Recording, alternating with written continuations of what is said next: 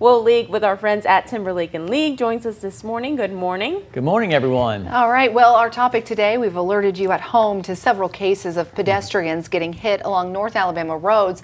We want to take a closer look at the laws regarding pedestrian rights. Will, walk us through those. Right. You know, pedestrian cases, we handle them quite a bit more than we'd like. And similar to motorcycle wreck cases, the injuries are horrific, oftentimes lead to death. And so obviously, the operator of a motor vehicle has a duty to follow the traffic laws and act under the law as a reasonably prudent person would do.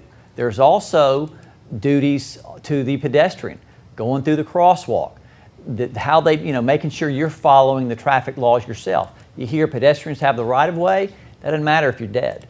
And so make sure you're in a crosswalk, you're following the traffic laws when you're crossing the street, things like that, because the defense of those cases will be, were you wearing dark clothing?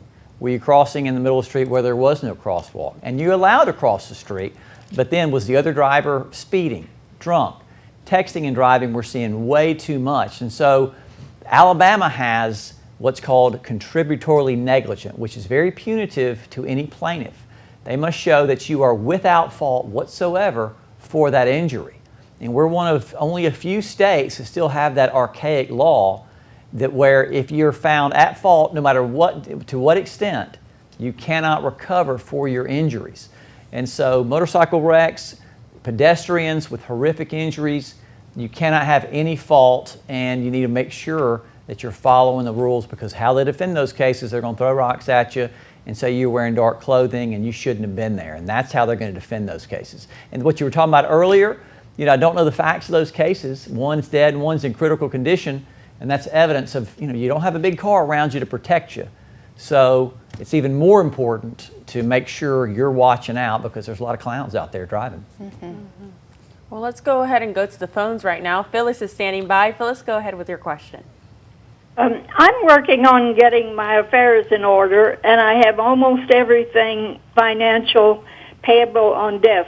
My question is there a way to leave my house to my 3 kids so it will transfer to them on my death without going through probate or getting a living trust? Okay. If you don't want to go, you say you're getting your affairs in order, make sure you have a living will, a medical advance directive. You can have a will, but you said you didn't want to go through probate. And so the best way to do it is put these assets in a trust.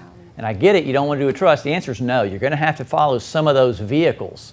There might be a slim argument if you put the kids on your deed with tenancy as right of survivorship, it could transfer them that way. But if you really want to get your affairs in order, sit down with an estate lawyer and make sure, because I want to say the best vehicle for you would be a trust. Put the assets in a trust, and then that bypasses probate, and the property could go to your kids. Now be careful. If you're a Medicare or Medicaid beneficiary, if you transfer those assets within 3 or 5 years of your death, then those could be recaptured. So you got to make sure that all those plans are sorted out, because if you go into a nursing home and Medicaid pays for it, they can eat up a lot of your assets. You want to sit down with someone and make sure you got it properly done. So if you really want your affairs in order, don't just get something off the internet. Go sit down with an estate lawyer, because it can be a mess once you perish. All right. Thank you so much for your phone call, Phyllis. We have Howie standing by. Howie, good morning. You can go ahead with your question for Will. Yeah, hi. I own a condominium, and I have rented out. And the next door neighbor, one of the neighbors' condominiums was declared unsafe by community development. And my condominium was then declared unsafe only because of what went on in the other unit. They haven't made the repairs that were required, and I've been losing rent because I can't rent the property out. I want to know, is the tenant the owner of the unit that had the unsafe conditions, are they liable?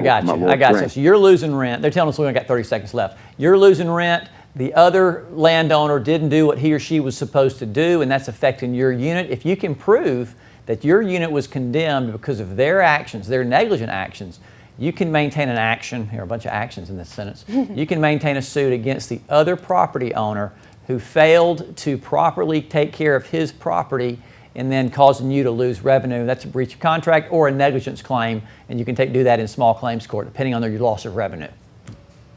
Well, thank you so much. And if you didn't get your questions answered, you can always call them at Timberlake and League. Thank you so much for joining us.